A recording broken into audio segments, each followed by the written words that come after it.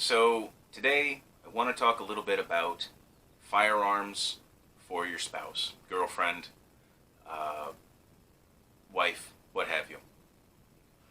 And the reason why I want to talk about it is because it's really something when you can get your significant other involved with you when you're going to the range, going hunting, etc. It's kind of a thrill, and it's always kind of nice to have them there with you. You know, it can be fun to teach them, and in my experience, it's a huge thrill when they're good at it. So, when you go about getting them to the point where they want their own firearm, one of the best pieces of advice I can give you is be patient. Sometimes they're not going to like something just because the way it feels, or the color, or a million different things. Don't push it. If you try to force something onto them, they're not going to like it. And that goes with handguns and rifles. Also, try to keep it down to a low recoil. To give an example of that, my wife decided she wanted to get into hunting. She likes to go shooting with me, she enjoys it, but she thinks venison is the most delicious thing out there. So she decided she wanted to go deer hunting. So I brought out a bunch of my hunting rifles, and we tried them out. And she didn't like any of them. None of them. And that was kind of disheartening to me because I have quite a few. One of her biggest problems was recoil. Now, me being who I am, I know that at that time, she's much better now. At that time, I didn't believe she was going to be accurate enough on her bullet placement to give her anything lower than a .30 caliber. Which is, in my country at least, is the standard, 30-06, 308s, 7mm, stuff like that. I was not comfortable with her trying to take a deer with anything smaller because my fear was she wouldn't be accurate enough and there would be a wounded animal, and I don't ever want to see that. As a hunter, I want the deer to drop. I don't want it to feel any pain. I want it to be walking around, and then that's it. So we tried everything, and none of them worked. And she was getting some success, especially with a Mauser of mine. She likes bolt actions. A lot of people do. I like them. So we tried everything. Nothing seemed to work. One day I was at a cousin's house, and I was looking at his gun safe for an idea. And I said, hey, what do you got in 243? And a 243 is a very specific cartridge. It's, they take the 308 and they basically squinch it and put a smaller bullet in there. And it ends up with a higher velocity, flatter shooting, lighter recoil cartridge.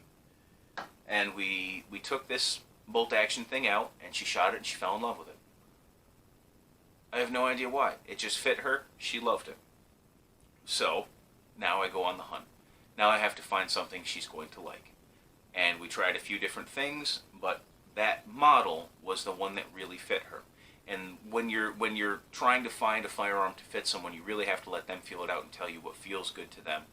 And you've got to set aside your presuppositions and all that stuff, because what happened is when she got this rifle, she became amazingly accurate. At 100 yards, she's hitting bullseyes. And that's really a great thing.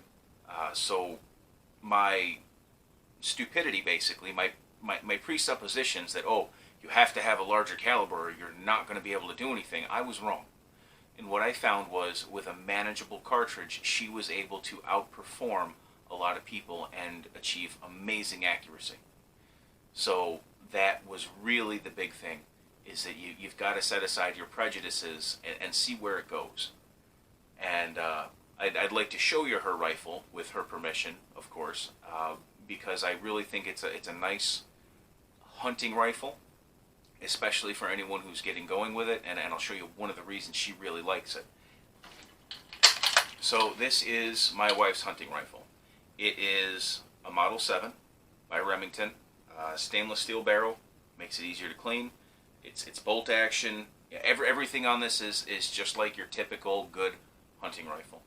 And it's, internal magazine, so we don't have to worry about anything catching. I find the stock to be ugly. She loves it. And one of the things that I will really recommend is set aside your prejudices, if you have them like I did, that you have to learn to shoot with iron sights, because you don't have to. She has a scope. She's excellent with this scope. And the big thing is, when you're buying someone a rifle, especially your spouse, someone you're going to be with a long time, you want them to have a good time with it, you want them to enjoy it, and you want them to really like what they have. Spend the money. Just spend the money. It's worth it. This is something that's going to be around a very long time. But buy the $700 rifle. Buy the $400 scope. Make it so that it can be the best for them that it can be, because then they're going to really enjoy it. If it's not, they're just not going to want to do it, and that's the whole point, is getting people into this. So I had trouble finding the scope that I thought would fit her, and I ended up settling on a Buckmaster. It's a proven scope. This one, it goes up to 9 power, and she loves it. She can hit anything she wants with this. Now, that being said, you have to also be careful. This isn't a range gun. This isn't a gun you're going to take to the range and put 10 rounds down and it's going to be fine. These hunting rifles are made with a little bit thinner barrel so that they're lighter, which is another thing that you want to consider. If you're like me and you've got a tiny little wife, you don't want to give them a 30-pound rifle. You want to give them something they can tote around and hold up without their arms shaking. So that's where this came in. This balances very well, and it's very light. She likes that. And like I said, if they can't tote it around, they can't hold it up without shaking, they're not going to be accurate, they're not going to enjoy it. And if you do get them something with a lighter barrel, make sure they're not taking quick shots. One shot, rest for a little while, take another one. And I really recommend the lower power cartridges at first, the 243s, the 32s, because what you don't want is them to get in a habit of flinching. It took my wife a long time to break her flinching habit, because my self said, oh, you've got to shoot something with high power or it's not worth it. I was wrong.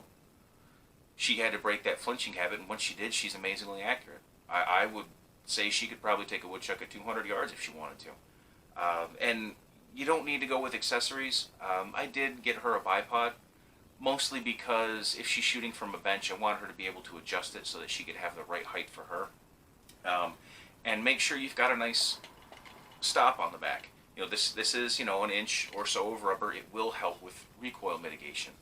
And the other thing to really do is, if you're going to get them a scope like I did for my wife, have it professionally mounted and have the eye relief adjusted to her. Don't set it for yourself and then say, well, she can work with it later. That's a terrible idea, because now she's moving around trying to figure out. And eye relief, by the way, is when you look through the scope and you've got that black ring. If it's set wrong, you won't see much and you'll have that weird thing moving around in there. Have it set to her, and that will make it much more enjoyable for her. If you have to shoot it later on, you adjust yourself to her rifle. It's her rifle. So that's what we did. And like I said, the results were, this is the gun she loves to take to the range, this is the gun she loves to take out in the field, and this is the gun she is the most proficient with. And it's something she's going to have for her entire life.